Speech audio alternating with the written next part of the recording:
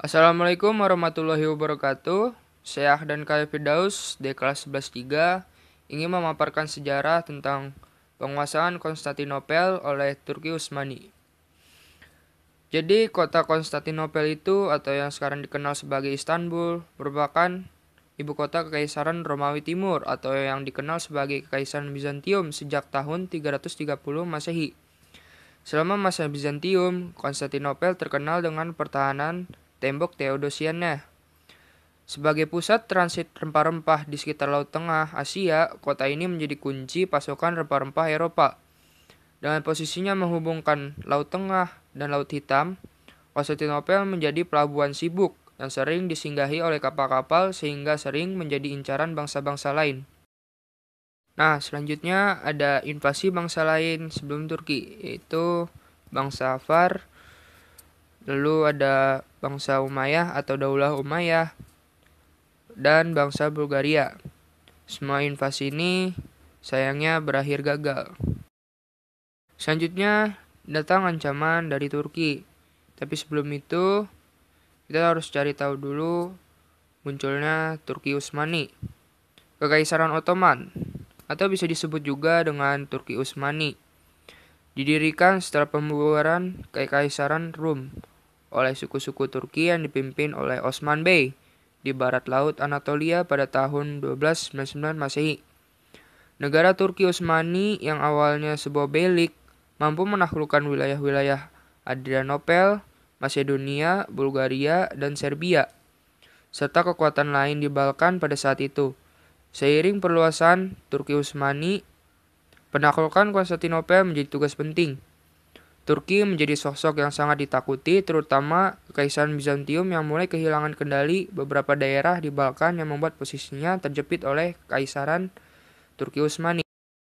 Nah, lalu dimulainya invasi.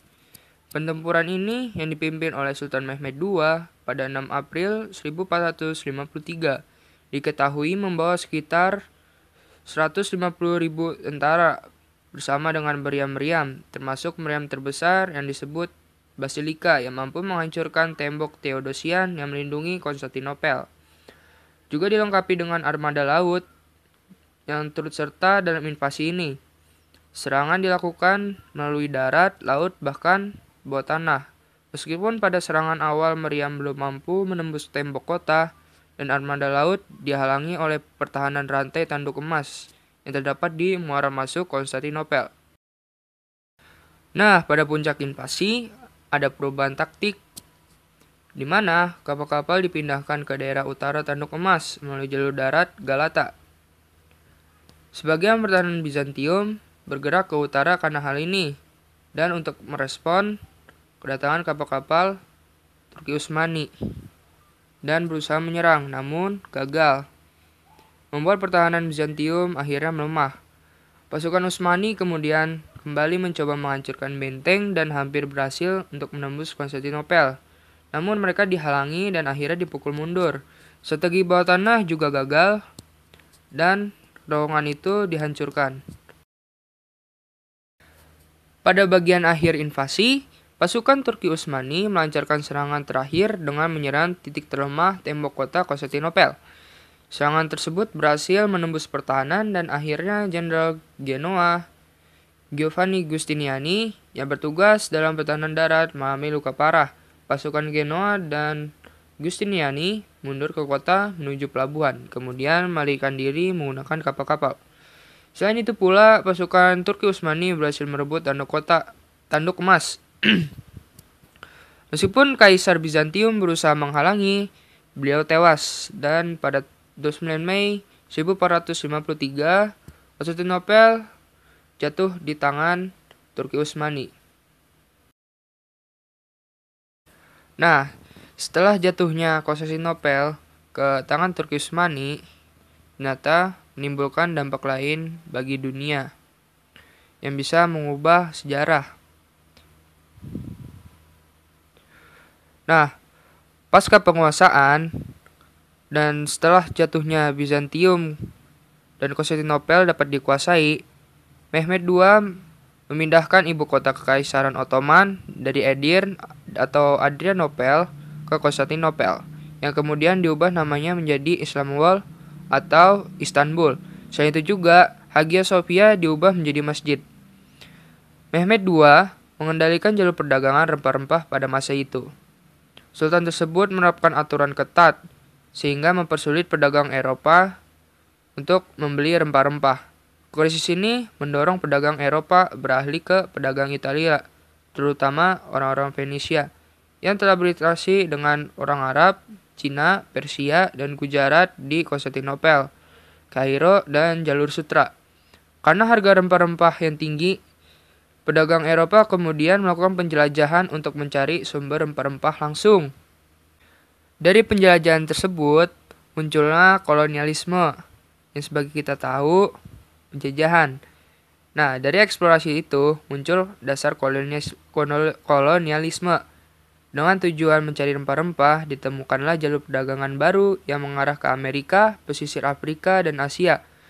Spanyol dan Portugal menjadi pelopor pertama yang kemudian diikuti oleh bangsa-bangsa Eropa lainnya.